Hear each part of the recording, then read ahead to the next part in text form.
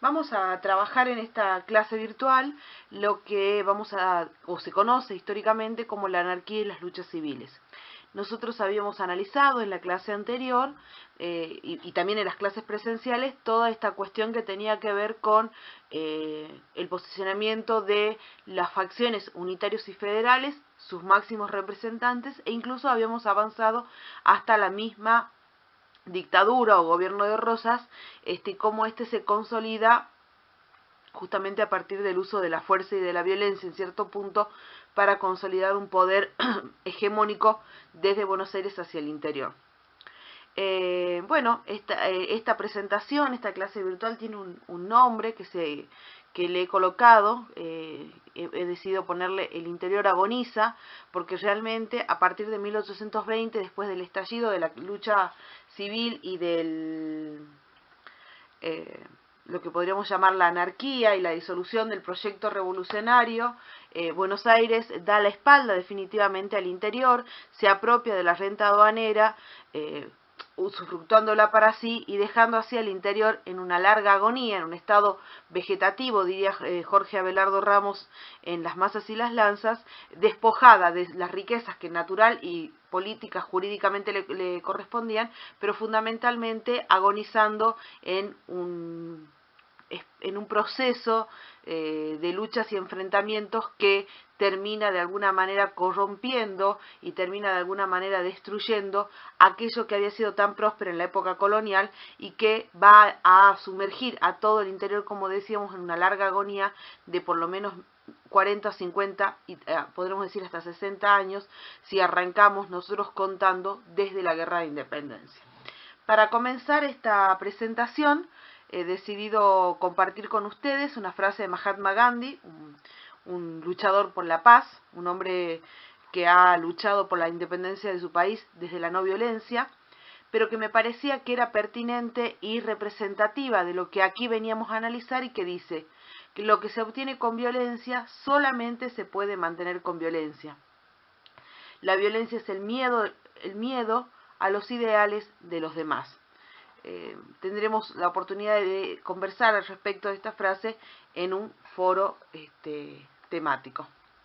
Bueno, aquí en esta primera filmina, si bien hay un poquito de brillo en la filmación, vamos a tratar de acomodarla un poquito y de hacer un poquito de zoom. Nosotros no podemos hacer zoom, pero bueno, vemos, ustedes igual van a recibir este PowerPoint, vemos las provincias unidas, como quedan entre 1820 y 1825, en el extremo norte tenemos acá la Intendencia de La Paz, el gobierno de Moxos, la Intendencia de Cochabamba, la Intendencia de Charcas, la Intendencia de Potosí. Sabemos la importancia de esta intendencia por lo que serían los yacimientos metalíferos, por la plata, el gobierno de Chiquitos, Paraguay, que ya sabemos que se independizó, Salta, que acá tenemos algo que habíamos hecho mucha referencia en clase, que es la salida al mar en el Pacífico de Salta, Tucumán, Catamarca, Santiago del Estero. Esto que está acá es el territorio indio, todo esto que yo voy a marcar con mi dedo es territorio indio, quiere decir que no está controlado por los criollos. La Rioja, Córdoba, San Juan, Mendoza, San Luis, territorio indio nuevamente, Buenos Aires, esta franjita, la provincia cisplatina, o sea que es el Uruguay, conocido como Uruguay, que está en manos de los españoles, de los portugueses, y la República de Entre Ríos, ¿no? Tenemos ahí las Provincias Unidas hacia 1820. Provincias que más que unidas en ese momento se encuentran desunidas, con la supremacía de Buenos Aires sobre ellas. En el caso de Salta, nosotros recordemos que ha tenido que sostener 10 años de guerra de independencia y hacia 1820 se encuentra sumida en una profunda crisis económica y en una resistencia de los propios salteños hacia Güemes, que ya empiezan a confabular en contra de y terminan asesinándolo el 17 de junio de 1821, después de haberlo herido mortalmente 10 días antes. Bueno, vamos a empezar a analizar esto de la anarquía,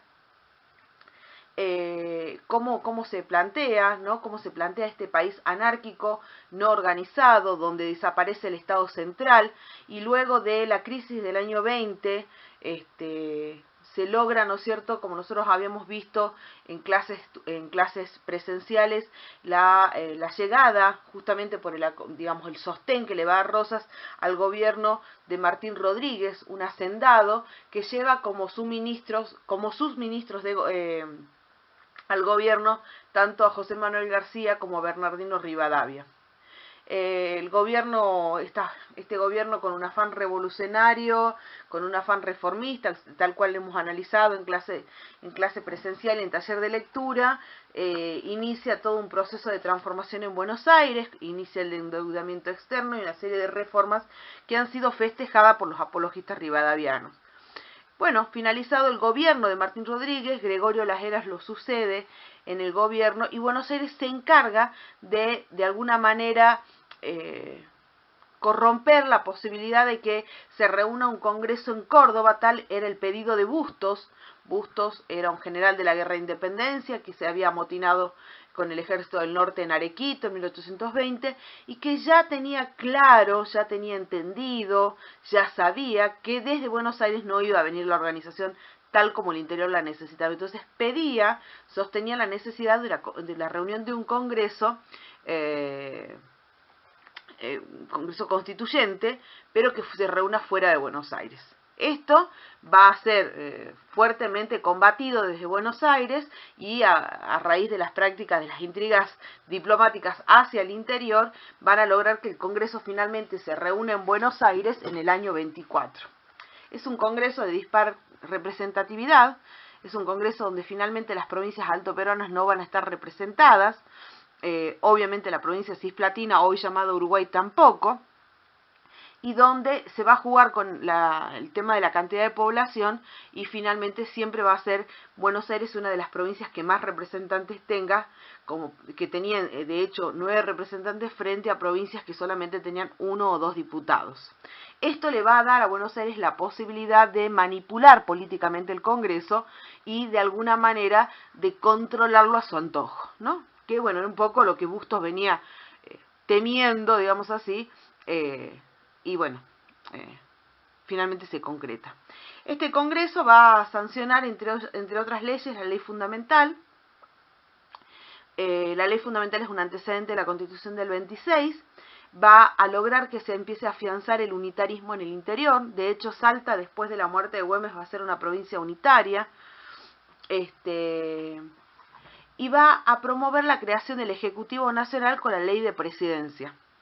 El argumento que se va a dar es que hay un peligro inminente de una guerra con el Brasil y se sostiene la necesidad de reunir, mejor dicho, de consolidar, de constituir un gobierno que nos represente, y entonces en todo caso se va a crear este Ejecutivo Nacional con la ley de presidencia y se va a crear la presidencia en el año 25, prácticamente los últimos años del año 25, y bueno, va a recaer en la figura en ese momento célebre de Rivadavia.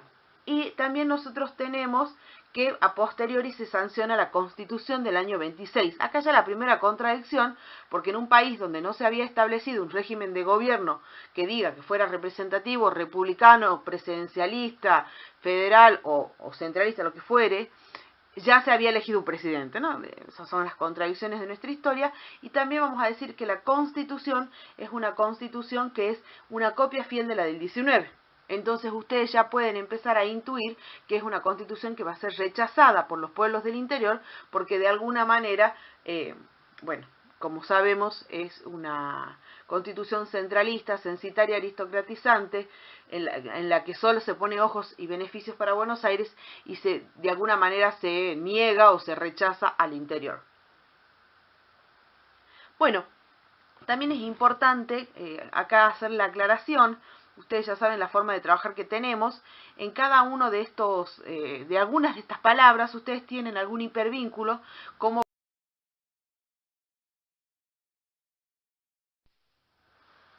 bueno, perdón, pero me quedé cortada en la filmación anterior, así que retomamos. Les decía que en cada uno de algunos temas ustedes tienen hipervínculos para ir revisando. Y volviendo sobre el tema de la Constitución del 26, nosotros tenemos acá una constitución sea rechazada por el interior, fundamentalmente las figuras de Bustos, de Quiroga y de Ibarra. Una vez más les comento, tienen acá ustedes los hipervínculos para conocer un poco más la vida de estos caudillos del interior. Bustos es de Córdoba, Quiroga es de La Rioja e Ibarra es de Santiago del Estero. El caso de Quiroga, en la biblioteca que estamos conformando, también ustedes tienen alguna película para ver y algunos documentales de Quiroga. Y bueno, hemos hablado también en clase. Bueno. Entonces, la situación de los bandos enfrentados hacia mediados de la década de 1820, tenemos los unitarios que dominan Buenos Aires, en Tucumán, Arauz de la Madrid es unitario también, en Salta, Arenales y Catamarca. Y los federales, como decíamos hace un rato, Córdoba, Santiago del Estero y La Rioja. Bueno, acá vamos a hacer un arreglo en Santiago del Estero. Ustedes verán que hay un error de ortografía, entonces vamos a hacer el arreglo para que no quede ahí el error de ortografía y después lo compartimos correctamente. Ahí está, ¿no? Bueno, ahí tenemos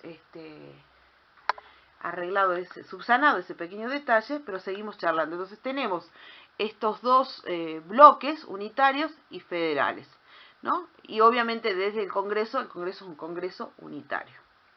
Bueno, estas facciones se van a enfrentar en la batalla del Tala. En la batalla del Tala se van a enfrentar Facundo Quiroga y La Madrid. Ese enfrentamiento va a tener con el triunfo de Quiroga y va a empezar lo que se va a llamar el afianzamiento de Quiroga, de alguna manera, en el interior. Es un enfrentamiento muy cruento, son hombres del interior, muy aguerridos, hombres que han iniciado su derrotero en las milicias, en la lucha contra los indios en el periodo colonial y que después han luchado por la guerra de independencia y se enfrentan en la batalla del Tala y cuenta la historia que en esta batalla del Tala a La Madrid, a Arauz de la Madrid lo dan por muerto y es digamos así, el instinto, la corazonada de un hombre de su ejército que vuelve sobre una fosa común donde se habían un poco arrojado los cuerpos después de una cruenta batalla, un cruento enfrentamiento, y lo encuentra, dice que lo encuentra vivo a La Madrid. Bueno, pero esto es solamente una anécdota, pero quería contarles que acá comienza lo que se va a hacer el afianzamiento de Facundo en el interior, porque de alguna manera Facundo va a empezar a extender su poderío, primero por Cuyo y después lentamente hacia todo el interior y el norte, bueno, el norte por supuesto, ¿no? Perdón, ahí vamos para adelante. Y acá, en este enfrentamiento de los hombres del interior, voy a hacer mención muy especial a... vuelvo sobre el título de esta clase, El interior agoniza, y hago especial referencia a este título, Paz y Facundo, la tragedia mediterránea, tomando a dos figuras, el general Paz, un hombre de la guerra de independencia, un hombre que además ha sido una especie de memoria y de construcción de la memoria, porque ha escrito sus memorias, casualmente como estoy utilizando la palabra, donde nos ha quedado un gran raconto de hechos históricos. Y por el otro lado tenemos a Facundo, ¿no? Facundo que después de la batalla del Tala, como decíamos recién, se va afianzando. Y tomo este título de Abelardo Ramos porque coincido con él en pensar que Paz y Facundo, Paz representa un sector más, si se quiere, intelectual, el álgebra, dice Ramos, y Facundo representa las lanzas, representa un poco más, algo más sencillo, si se quiere, pero de alguna manera son dos hombres que podrían haber logrado una conciliación, podrían haber logrado el consenso de un proyecto común y haberse enfrentado a Buenos Aires en forma conjunta y no enfrentándose entre ellos y a la larga Facundo dejándose seducir, si me permiten la expresión, o manipular por Rosas. Y dice Ramos que es una tragedia mediterránea, digamos, utilizando la palabra mediterráneo quiere decir cuando algo queda en el interior, entre las tierras. Por eso el mar Mediterráneo está rodeado de tierras. Si alguien mira el mapa europeo se va a dar cuenta de lo que estoy hablando. De ahí viene el concepto de Mediterráneo. Y él habla de la tragedia del interior, ¿no? Es decir, el hecho de que ellos no hayan podido conciliar, que no se hayan podido reunir, nos habla de una tragedia donde a la larga los únicos beneficiados vuelven a ser los porteños, ¿no? Es recomendable, este capítulo está en el libro Las masas y las lanzas, y es recomendable leerlo porque lo que plantea Ramos es interesante pensar como una posibilidad, o como realmente, como un, si se quiere, hasta con cierta tristeza, pensar cómo estos hombres no han podido conciliar sus partes, conciliar sus ideas en pos del interior, porque a la larga era lo que defendían cada uno desde sus posturas. Bueno, a pesar del afianzamiento de Quiroga en el interior, desde Córdoba también, José María, el Manco Paz, justamente recién hablábamos de él, logra afianzarse y se enfrentan en la batalla de la Tablada, y es un triunfo del Manco Paz en esta batalla, y de alguna manera esto va a ir en detrimento del poderío unitario en el interior y va, del poderío federal en el interior, pero va a fortalecer a los unitarios, ¿no? La batalla de la Tablada. Es importante estas batallas tenerlas en cuenta porque de alguna manera se van a volver icónicas de cómo se va dando esta alternativa de luchas de poderes, de estas facciones entre unitarios y federales, pero fundamentalmente entre hombres del interior, que si bien ambos o todos defienden el interior, se enfrentan en sus ideales. En la batalla de Oncativo también de alguna manera también el Manco Paz triunfa, y esto le permite consolidarse en el interior. Entonces, de alguna manera, queda el interior en manos de los unitarios y el litoral en manos de los federales, ¿no? De alguna manera, nosotros vamos a ir viendo cómo se van acomodando las fichas, si se quiere, las fichas del ajedrez que se jugaba en estas luchas civiles. Entonces, no nos olvidemos nosotros que el unitarismo de Frac, los hombres de casaca negra, que habían puesto a Rivadavia en el gobierno, van a ver cómo este gobierno fracasa luego de algunas de las medidas de Rivadavia, y fundamentalmente luego de la entrega de la lucha de la guerra contra el Brasil en la mesa de negociaciones. Cuando esto se produzca, nosotros sabemos que Lavalle, que había peleado en la guerra, que es unitario y que había peleado en la guerra de Brasil, va a volver sobre Buenos Aires y va a atacar a Dorrego, un hombre del interior federal, un hombre federal constitucionalista, lo va a secuestrar, va a asaltar el gobierno y lo va a fusilar en el crimen de Navarro sin juicio previo e instigado justamente por los hombres de casaca negra, por Julián II de Agüero y Salvador María del Carril particularmente, ¿no? En la videoteca ustedes van a tener un video sobre una presentación de la filosofía aquí ahora de José Pablo Feynman, que habla de las cartas de estos hombres de casaca negra a Lavalle. Bueno, en función de esto nosotros tenemos aquí las Provincias Unidas, cómo quedan después del crimen de Navarro. Vamos a ver que se va a conformar acá de celestito lo que se va a llamar la Liga del Interior. La Liga del Interior va a estar encabezada por el Manco Paz. Vamos a tener la Liga del Litoral, ¿no es cierto? O va a ser la Liga del Litoral o el Pacto Federal que vamos a conocer, y Corrientes, que se va a sumar a esta Liga del Litoral un poquito más adelante. Pero ¿qué es lo que va a provocar el crimen de Navarro y esta idea descabellada de Lavalle de fusilarlo a Dorrego? En realidad va a terminar catapultando a Rosas al poder. Por eso es que ustedes ven acá en esta imagen que tiene como subtítulo el ascenso político de Rosas. Entonces, las Provincias Unidas hacia 1831 tienen la Liga del Interior, que es unitaria y que está comandada por el general Paz y Lamadrid, y la Liga Federal, ¿no? O la Liga del Litoral, perdón, que es federal y que... Bueno, volviendo donde nos hemos quedado en el fragmento anterior, decíamos que las Provincias Unidas hacia 1831 tenemos la Liga del Interior, comandada por el general Paz y Lamadrid, que es unitaria, y la Liga del Litoral, que es federal. y que está comandada por Rosas, obviamente que ya se ha convertido en gobernador de Buenos Aires con las facultades extraordinarias, Lope, que es el gobernador de Santa Fe, que en su momento había sido sobornado con 25.000 cabezas de ganado, y Quiroga, que es un hombre de La Rioja, pero que ha sido subyugado y es manipulado fuertemente por Rosas.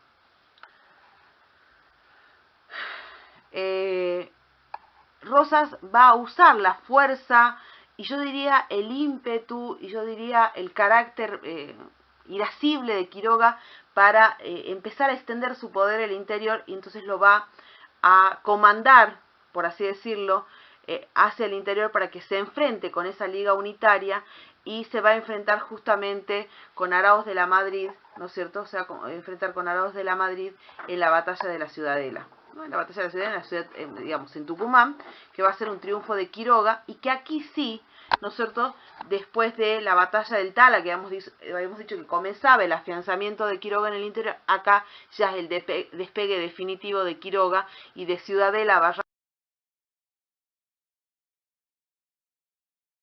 Bueno, ahora sí, digamos, retomando esto, decíamos, una vez que Rosas se consolide en Buenos Aires y López en el interior, Quiroga de alguna manera va a ser el brazo armado de Rosas en el interior, yo diría manipulado, controlado por Rosas, va a representarlo militarmente, va a ser la fuerza de Rosas y se va a enfrentar con Arauz de la Madrid en la batalla de la Ciudadela. Y decíamos que con la batalla del Tala comenzaba el posicionamiento y el afianzamiento político de Quiroga en el interior.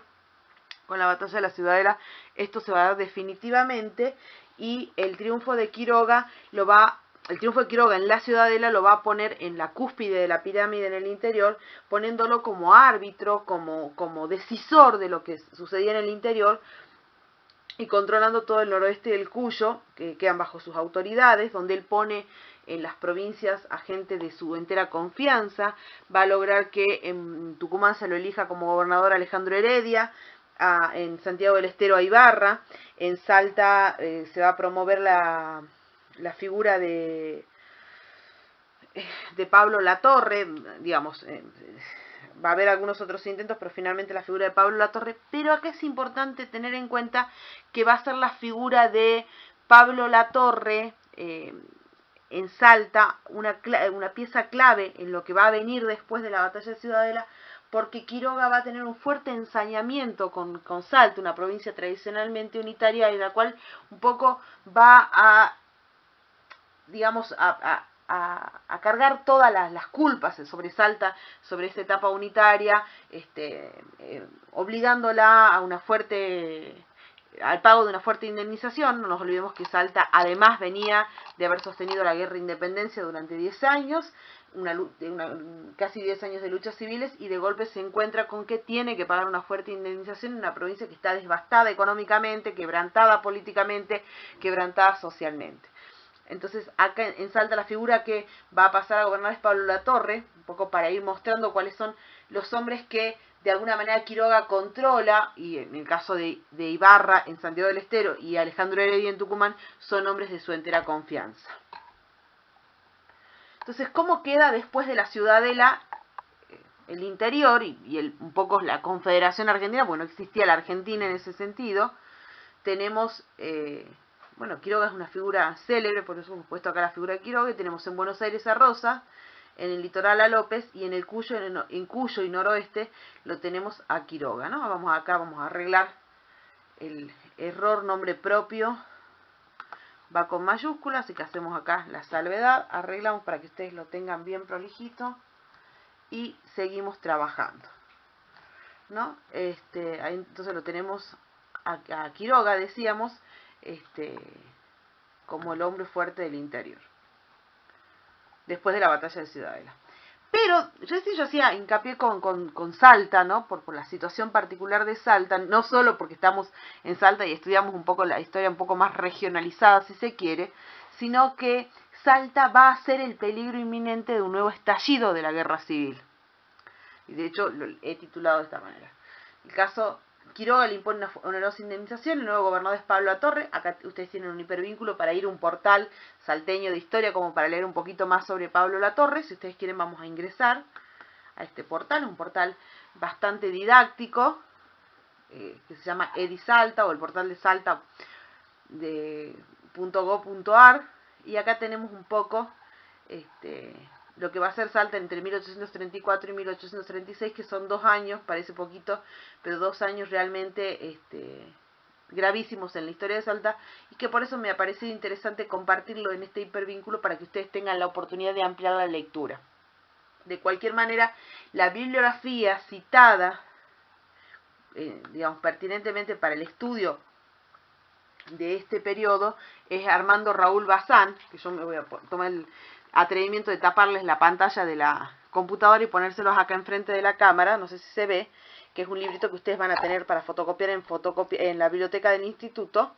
Ahí, Armando Raúl Bazán, no sé, estoy haciendo cualquier cosa, pero bueno, ahí está el librito de Bazán, que ahí tienen para leer al respecto de todo lo que estoy hablando ahora. Y por supuesto, como siempre les digo, los hipervínculos que son tan ilustrativos y tan ampliatorios. Bueno, este nuevo gobernador, Pablo Latorre, tiene enemigos tanto en Salta como fuera de Salta. Decimos Salta es una provincia completamente devastada económicamente. Y uno de sus enemigos es Heredia, este hombre, Alejandro Heredia, este hombre que va a ser de alguna manera el hombre de confianza de Quiroga en Tucumán. Por el otro lado, desde Jujuy, los jujeños venían reclamando ya hacía un tiempo su independencia, su autonomía con respecto a Salta, y así lo va a hacer Facio, que se va a enfrentar en la batalla de Castañare con Alejandro Heredia, y con Alejandro Pablo Latorre, y lo va a derrotar. Esto le va a provocar un quiebre muy importante a Latorre, y finalmente Heredia va a invadir la provincia, y eso va a producir la derrota definitiva de Latorre, el triunfo de Heredia y la segregación de Jujuy. Pablo Latorre, gobernador derrotado, es encarcelado y misteriosamente, estando en prisión, en su cautiverio, muere lanceado en el corazón.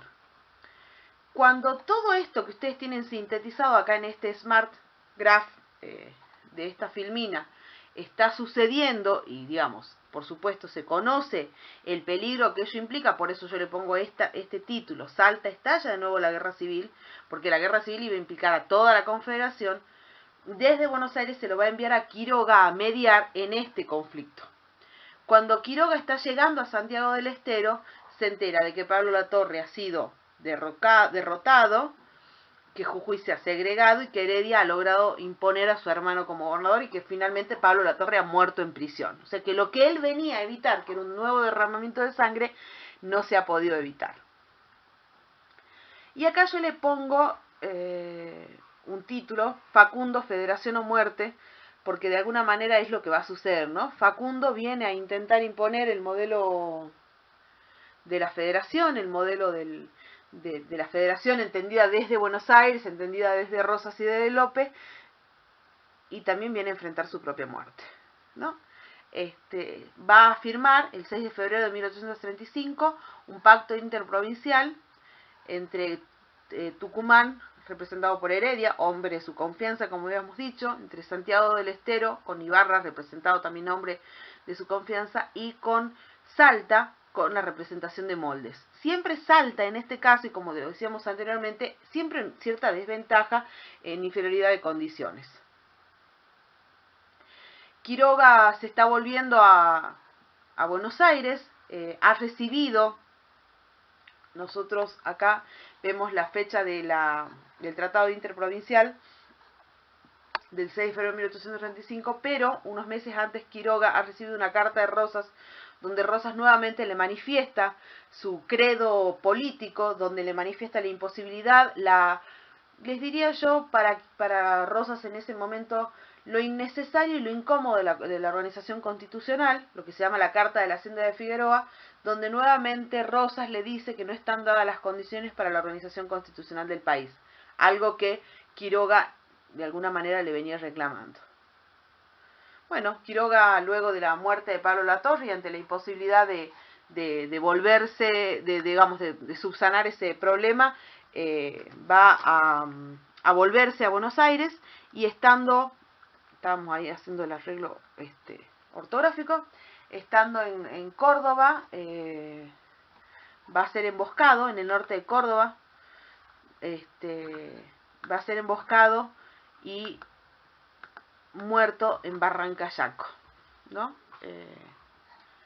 La muerte de Quiroga de alguna manera representa el fin de la posibilidad de la organización del país con los intereses, con los proyectos y con la representación auténtica del interior.